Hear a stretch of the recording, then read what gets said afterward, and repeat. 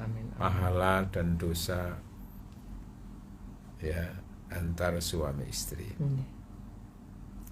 Secara umum bahwa dengan adanya pernikahan antara laki perempuan, antara suami istri itu, maka saat itu pula akan meningkatkan derajat martabat ibadah ya seorang suami istri di hadapan Allah Subhanahu wa taala.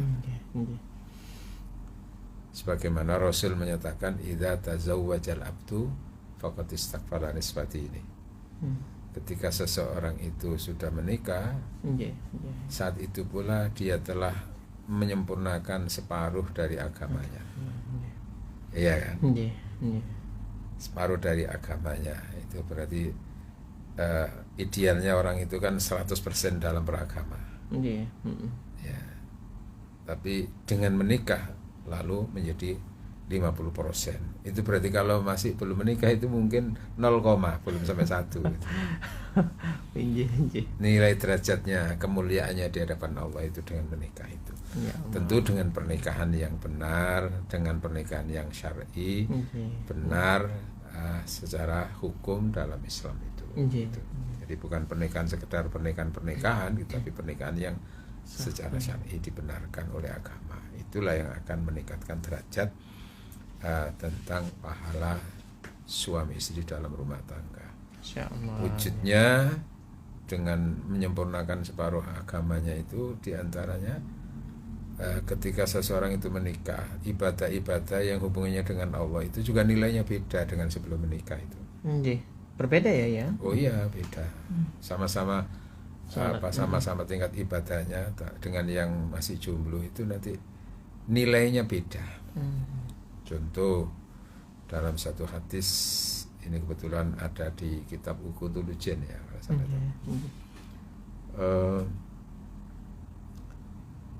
Rasul menyatakan yaitu rok'atani min mutazawwijin, salat 2 rakaat min mutazawwijin dari seseorang yang sudah menikah, bersuami istri. Artinya sudah berjodoh lah, tidak jomblo gitu.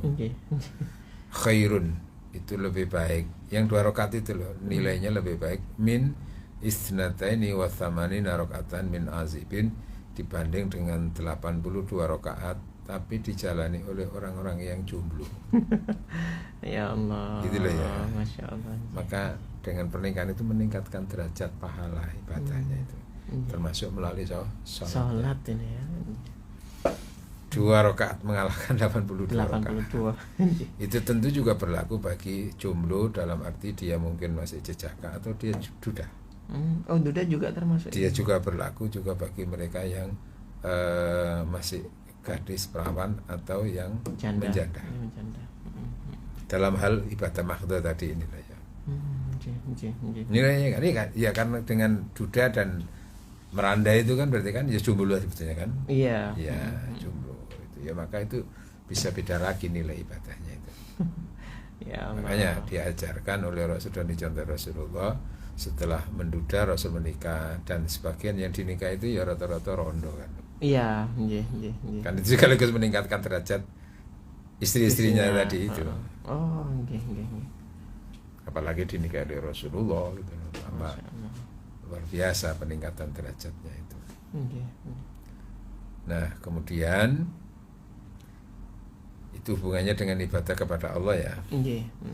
Nanti kan derajat pahala suami istri itu kan juga hubungannya dengan pelayanan suami kepada istri dan istri kepada suami. Keterkaitannya antara suami dan istri. Di situ. Yang dulu-dulunya sebelum menjadi suami istri, antara laki perempuan itu kan bisa berdampak pada dosa dan dosa. 90% itu bisa begitu. Komunikasi antara laki perempuan yang bukan suami istri bisa menjadi ladang dosa. Masya Allah. Tapi kalau sudah menjadi suami istri, ketika sudah halal, maka antar suami istri itu yang asalnya haram antara laki perempuan ya, terus menjadi suami istri itu bukan sekedar halal, tapi bisa menjadi ladang pahala juga. Loh, gitu loh ya. Ya kebalikannya aja. Iya, bukan hanya halal, tapi menjadi ladang pahala.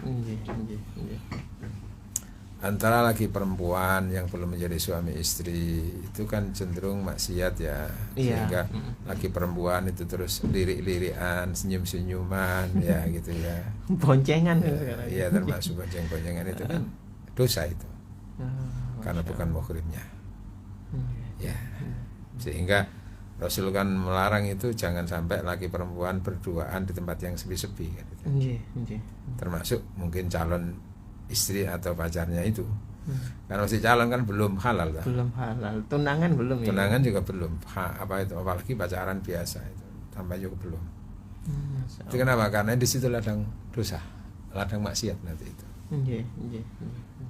Nah nanti kalau sudah menjadi suami istri itu halal kan, berduaan, pandang memandang, ya gitu ya. Dan bukan hanya halal, bisa dengan memandang, bisa dengan memegang, itu pahala. Masya Allah. Itulah kekayaan cinta itu di situ, bagian dari kekayaan cinta itu.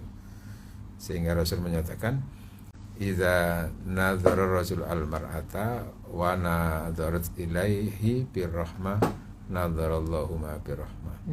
Apabila suami memandang istri, istri memandang suami dengan penuh kasih sayang, bukan dengan penuh kebencian dan rasa permusuhan ya. Karena kan kadang-kadang antara suami istri itu kan saling permusuhan. Tapi ini apa? Memandang karena penuh kasih sayang. Termasuk memandang dengan gairah cinta, gairah nafsu antara suami itu. Nadzarallahu birrahmah, Allah melihat kedua pasangan suami istri dengan rahmat juga. Kan gitu ya. Kebalikan sementara kalau antar laki perempuan bukan suami istri saling memandang, dan apalagi dengan saling memandang itu menimbulkan nafsu, maka itu adalah dosa. Maka itu nanti dilaknat oleh Allah ya kan, ada kemaksiatan itu di situ. Maka saling memandang, pandangan suami istri itu sumber pahala dari mata. Sehingga memandang yang mendatangkan pahala itu ya, salah satunya adalah suami memandang istri, istri memandang suami dengan penuh kasih sayang. Masya Allah. Selain memandang Ka'bah, jadi melihat yang berpahala itu satu, dia tidak melihat Ka'bah, tapi secara langsung. Jangan gara-gara kerungu ceramah itu paling delek gambar Ka'bah. Itu berarti yang mereka yang berhaji dan berumroh, insya Allah itu. Terus melihat apalagi melihat tulisan-tulisan Al-Quran. Makanya membaca Al-Quran itu walaupun dia hafal, tapi dia tetap memandang mushaf itu, tulisan-tulisannya itu pahalanya beda dengan yang hafalan. Artinya pahala dari mata itu ada. Masya Allah. Dan ada interaksi batiniah antara huruf-huruf Al-Quran itu dengan mata itu. Dan mungkin salah satunya hikmah itu untuk diberi kekuatan mata itu, diantaranya di situ. Karena sering berkomunikasi dengan Allah melalui Al-Quran itu, memandang itu ada pahalanya setiap mandang. Dari sisi melihat menggunakan mata itu tadi itu, ya. Tapi bagi orang yang hafal tentu nanti pahalanya bukan dari sisi melihatnya, tapi dari sisi hafalannya ya, Masya Allah. Nah, tapi kalau ingin dua-duanya, orang yang hafal ingin dapat ya hafalannya dibaca, kemudian dia melihat, maka pahalanya double. Ya, gitu. Kecuali kalau sedang apa ini membiasakan untuk terus menjaga kelestarian hafalan itu, sehingga ya tetap hafal aja tiap kapan membaca. Nah lalu diantara lagi berikut memandang itu ya suami istri saling memandang dengan penuh kasih sayang, dengan cinta, baik cinta secara kemanusiaan maupun cinta waktu itu secara gairah nafsu. Kan Rasul menyatakan khairul mar'ati, sebaik-baik wanita itu ketika dipandang suami lalu menghibur, lalu menyenangkan. Bahkan lalu dengan memandang itu si suami itu ada ketertarikan nafsu biologis. Itu sah itu, dan itu sumber pahala itu. Tapi nanti kalau dilihat terus malah akhirnya suaminya blenger loh, ya kan, beda. Iya kan? Nggih. Jembek rasanya delok bojo kaya ngene ya, ngerti ya? Nggih. Nah yang kadang-kadang yang aneh itu ketika ndelok bojo terus gak ono respon apapun, terus nanti melihat yang lain. Nah itu ya, ya di situ kan gak bahaya. Ya Allah. Nah, di situlah maka pandai-pandai seorang istri untuk bisa membuat seorang suami itu tertarik melihat dirinya. Dan kalau sudah antara suami istri itu kan sebetulnya memandang istri itu kan sudah nggak ada yang terlarang lagi gitu loh. Halal loh semuanya. Maka di situ istri itu mampu mengeksplorasi cinta. Apa bahasa eksplorasi itu? Ngerti ya? Mengerahkan daya tarik segalanya yang membuat seorang suami itu tertarik gitu loh. Itu bagian dari inovasi cinta itu di situ. Suami juga begitu, bagaimana dipandang seorang istri itu bisa menyenangkan, mendatangkan kedamaian, kan gitu. Karena ada kadang-kadang seorang istri itu melihat suaminya itu rasanya ketakutan, rasanya nggak nyaman gitu ya. Saya mau nes kadung marah itu, gitu ya. Iya. Itu saling memandang tuh. Wa idza akhadha ar-rajulu bi kaffaiha, apabila suami memegang istri, istri memegang suami. Memegang itu kan identik dengan tangan dan tangan itu. Tapi kan sebetulnya itu kan bagian kecil dari memegang. Megang yang lain kan boleh-boleh aja. Yang sekiranya dengan memegang itu menimbulkan gairah cinta. Enggak apa-apa itu. Tasakotot dulu, rontok dosa pasangan suami istri. Ya itulah ya. Nah ini kak bojone cekel-cekel oleh opo? Pahala di situ, ladang pahala di situ. Ya Allah. Nah kadang-kadang itu kalau sudah menjadi suami istri halal itu kadang-kadang gak seneng cekel-cekelan dari bojone. Nafsu mengajak seneng nyekel yang lain. Masya Allah. Bukan istrinya, bukan suaminya, ya itu sih ngarai. Gak bahaya lah. Bahaya ya. Wes itulah di situ loh sumber pahala antara suami istri itu. Oke. Dan termasuk sumber pahala lagi itu hubungannya dengan suami dan istri, selain tadi hubungannya dengan Allah ya. Yaitu tadi dari memegang, lalu apa? Dalam hal berhubungan suami istri itu pun pahalanya besar. Seperti pahala orang berjihad membunuh orang kafir. Ayo. Nah kan kebalikannya, kalau dia bukan suami istri, nah kan dosanya besar. Ya di situ pahalanya besar sekali itu.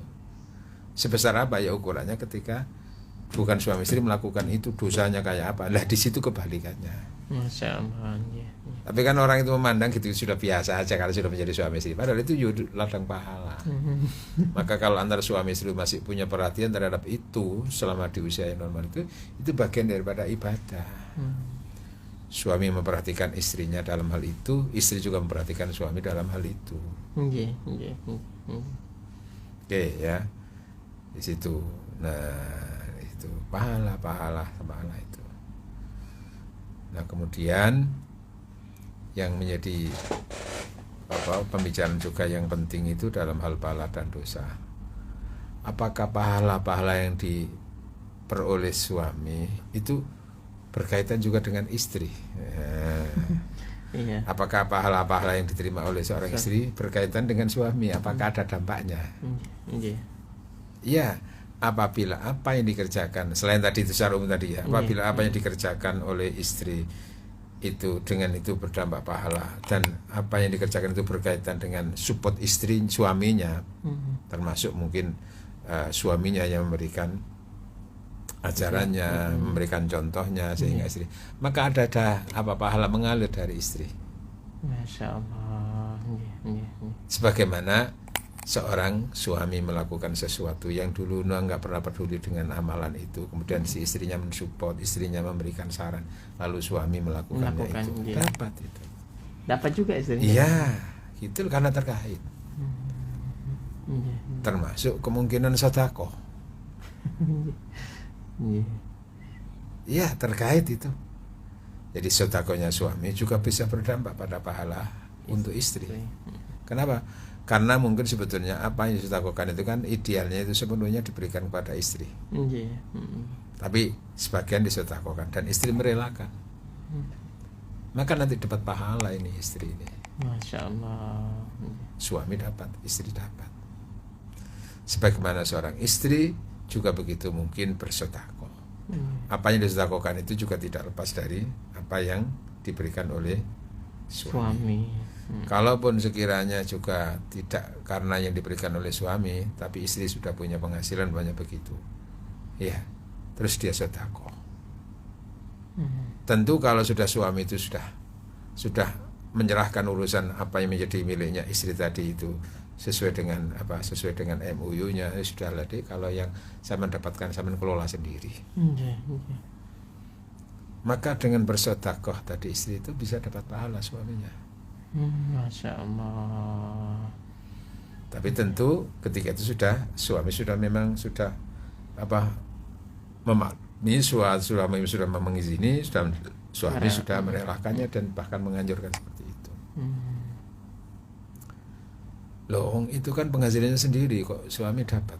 Iya, bagaimanapun istri itu dapat sesuatu itu kan juga berkaitan dengan keridhaan seorang suami untuk istri itu bisa mendapatkan itu melalui pekerjaannya. Dengan itu mungkin istri bisa meninggalkan sekian jam dengan suaminya. Dan itu kalau suami tidak rela kan bisa jadi masalah itu. Iya. Maka dapatnya itu juga hubungannya dengan itu.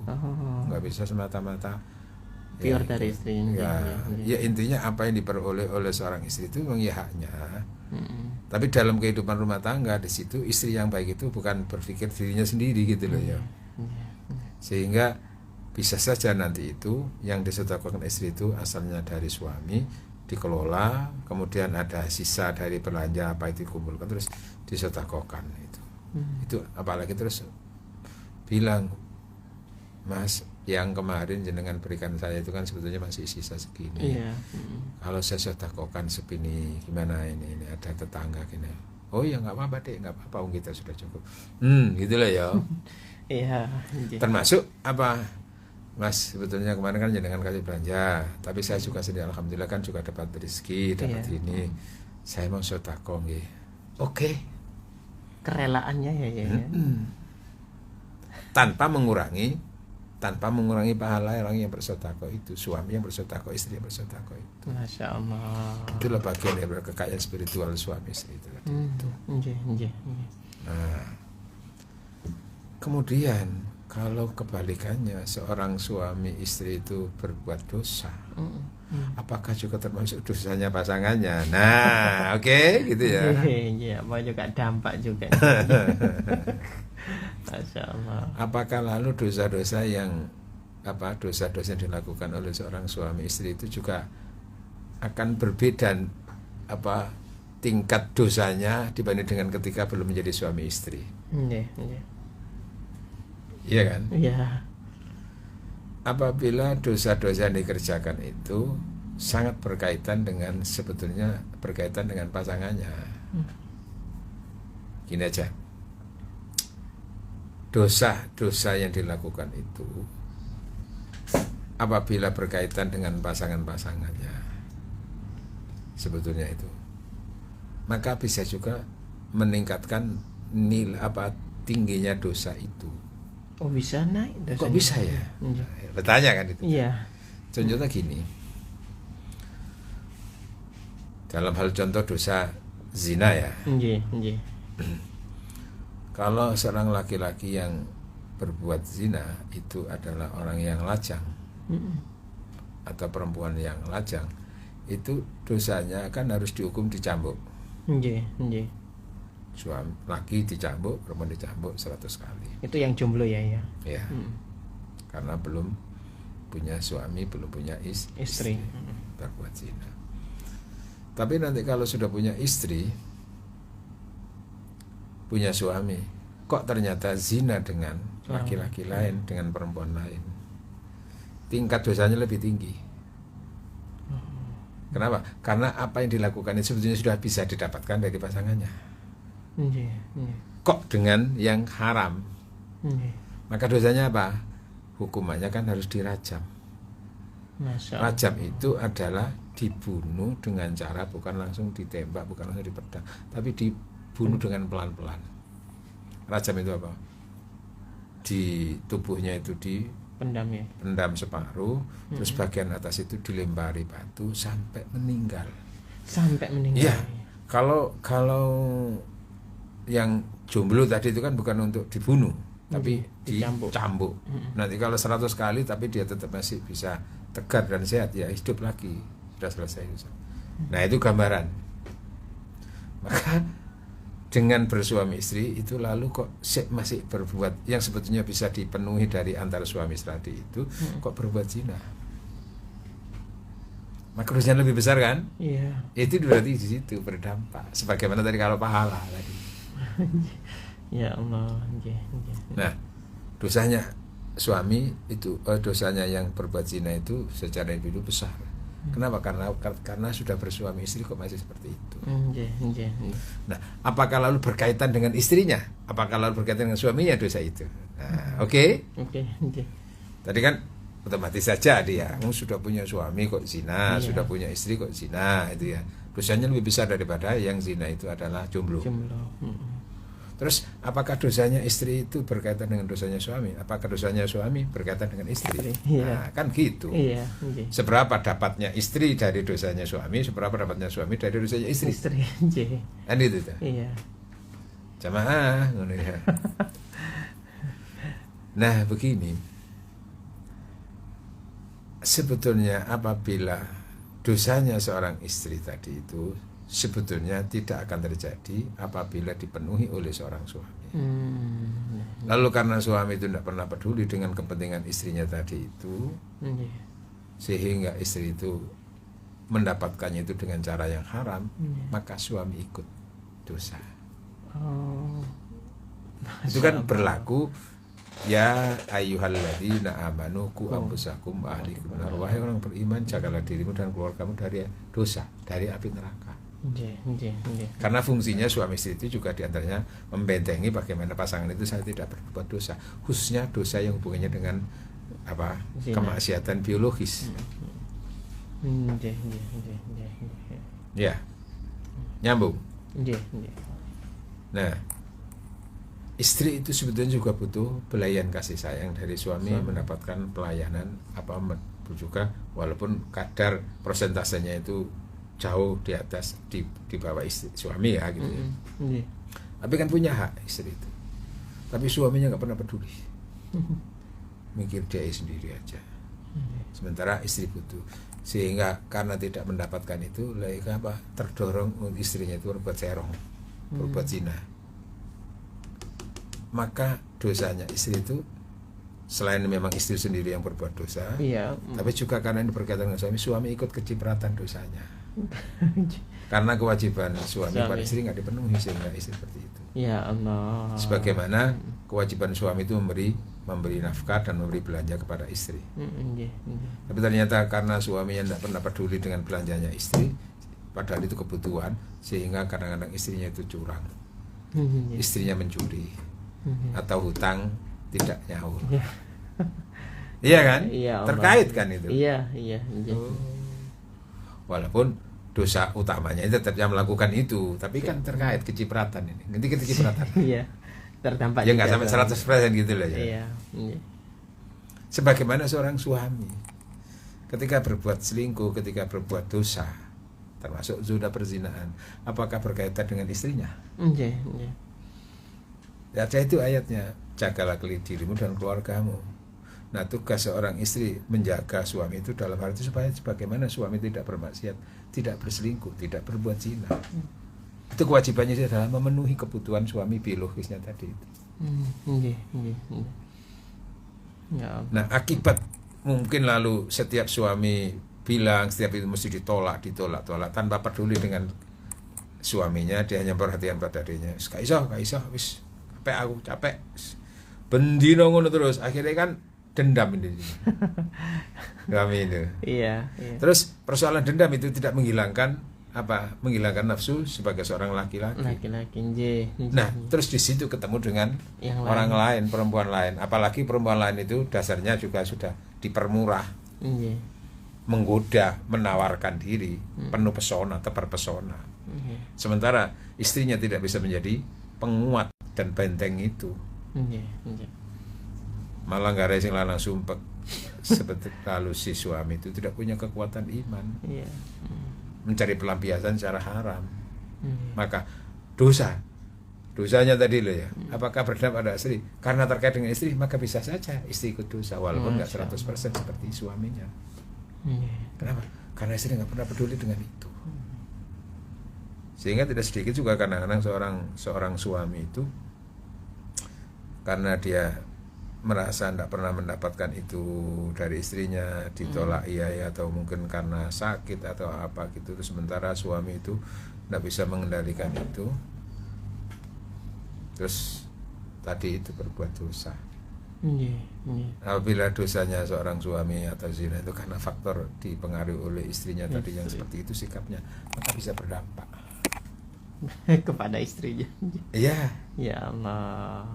Sehingga ya termasuk ini pendengar El Victor itu kan pernah ada konsultasi ke saya itu seorang ibu-ibu itu apa diketahui sudah berjalan sekian bulan, diketahui suaminya selingkuh. Bahkan sampai tingkatannya itu sudah menikah lagi, kan beda kan, sudah menikah lagi, menikah dengan itu.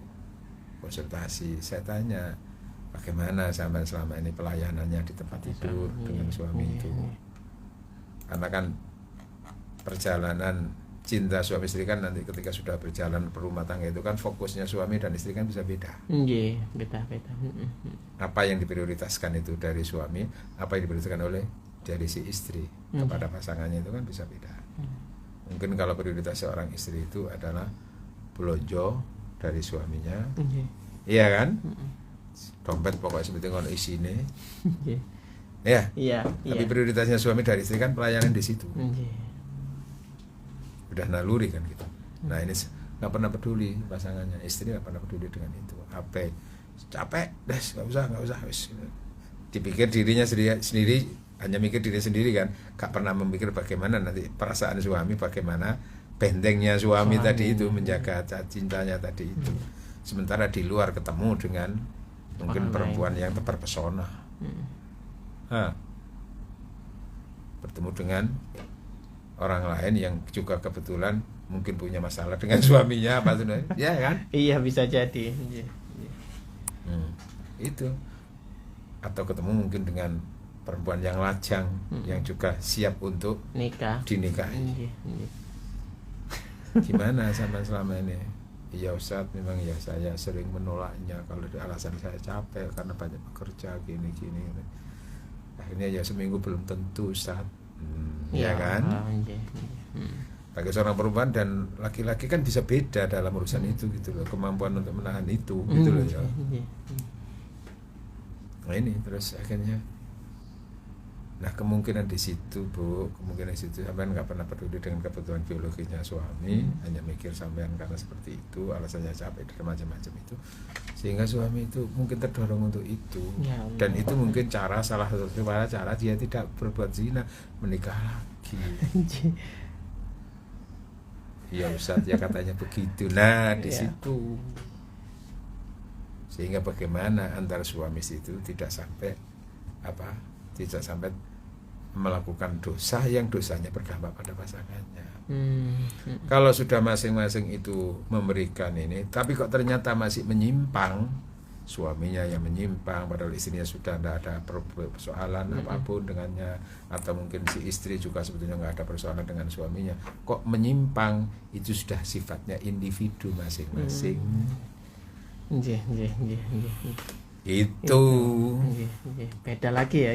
Ya sudah seperti apa itu, suaminya sudah mencukupi ini juga perhatian semuanya, tapi kan dasarnya mungkin menyimpangnya istri itu masih ada sehingga dia berbuat dosa di luar, maka tidak terkait. Termasuk dosanya istri karena mungkin suka membuka muka aurat di luar. Itu kan sebetulnya tanggung jawab seorang suami untuk mengingatkan istrinya, membina jangan sampai istrinya memperlihatkan aurat di luar. Tapi dibiarkan, maka dosanya istri juga berdampak pada dosanya suami. Ya Allah. Karena itu sebetulnya kewajiban suami.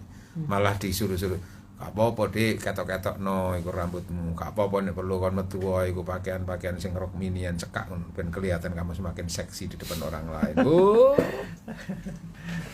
Oleh kiriman jariah dosa itu nanti itu. Iya kan? Itu di situ. sehingga bisa terkait. Bisa dikatakan 75% dosanya suami istri itu sangat terkait dengan pasangannya. Selain yang tadi yang memang sudah individu ya, bukan. Maka dalam batas tertentu akhirnya memang ya masing-masing. Contohnya kayak Fir'aun dengan Siti Asia. Fir'aunnya ahli neraka, tapi Siti Asia ahli surga. Kenapa? Karena memang tidak terkait sama sekali dengan dosanya suami. Nabi Nuh istrinya kan, anak-anaknya kan ahli neraka. Kenapa?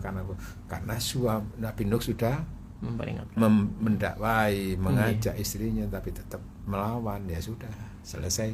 Innahu lamin laisa lamin ahlika, itu bukan kelompok kamu lagi, bukan keluarga kamu lagi, sudah, itu urusannya dengan Allah. Masya Allah. Itu gitu? Ya, luar biasa sekali. Oke. Baik dulur Victor, kita lanjutkan kembali dulur. Baik, Yai, kita lanjutkan kembali ya Nji. Kita terima ini Yai dari dulur Victor. Ada dari Ibu Mulyati nih Yai. Assalamualaikum Pak Yai, izin bertanya. Apakah kalau suami tidak mau mengerjakan sholat, apakah istri tidak boleh memarahi atau mengingatkan? Terima kasih. Istri berhak untuk ya semacam memberikan saran atau mengingatkan, menasihati. Karena kebetulan mungkin istri lebih tahu tentang seluk-beluk tentang sholat, ya, sehingga juga bisa mensupport suaminya, mengingatkan suaminya.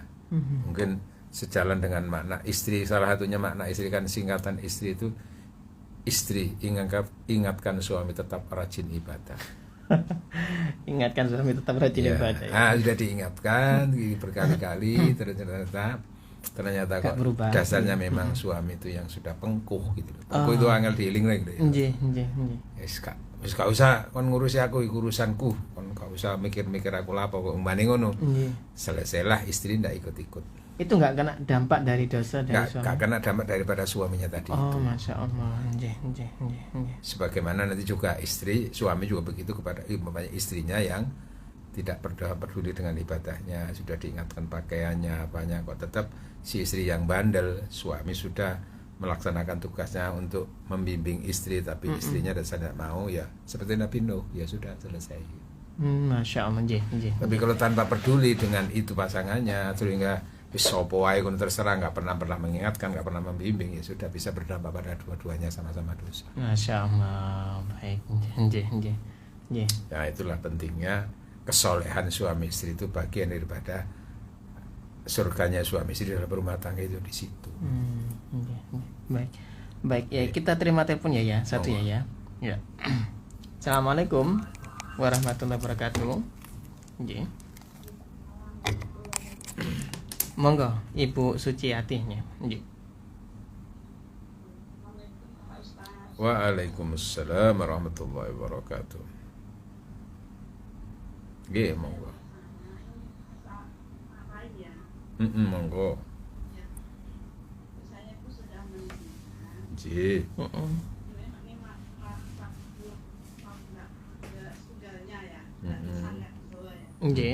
Pendaknya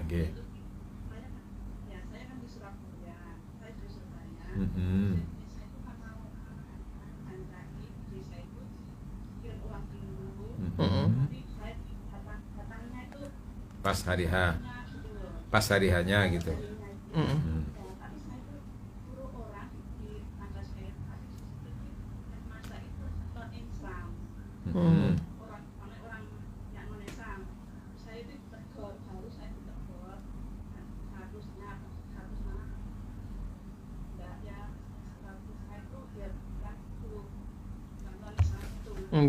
Ya sudah. Terus gimana hukumnya gitu ya? Baik.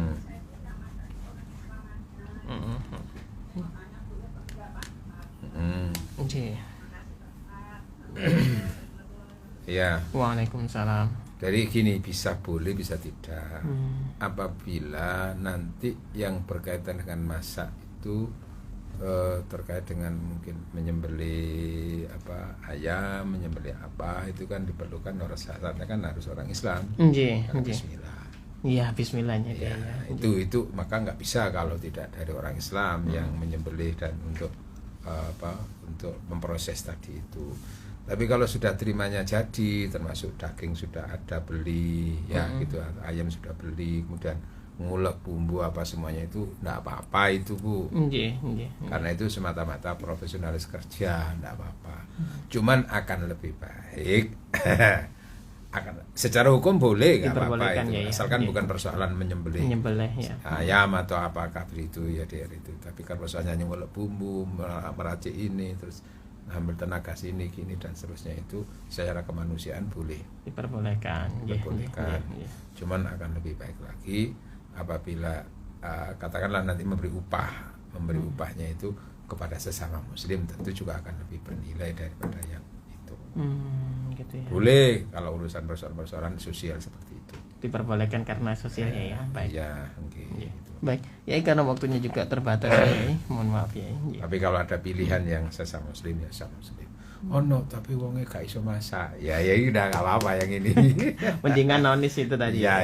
Oke ya. Itu oke. Oke, makasih. Baik. Mungkin kita bisa tutup dengan mudah-mudahan apa yang kita sampaikan, apa yang kami sampaikan menjadi ilmu yang bermanfaat bagi pasangan suami istri dan bagi kita semuanya. Amin. Bismillahirrahmanirrahim. Alhamdulillahirabbil wassalatu wassalamu ala asyrofil anbiya'i wal mursalin. Alhamdulillahirabbil Allahumma anfa'na bima 'allamtana wa 'allimna ma yanfa'una. Allahumma barik lana fi umrina wa barik lana fi rizqina wa fi dhurriyyatina wa salatina bi rahmatika ya arhamar rahimin. Rabbana atina fid dunya hasanah wa fil akhirati hasanah wa qina adzabannar. Wassallallahu alaihi wasallam. Subhanakallahumma wa bihamdika asyhadu an la ilaha illa anta astaghfiruka wa atubu ilaik. Wassalamualaikum warahmatullahi wabarakatuh.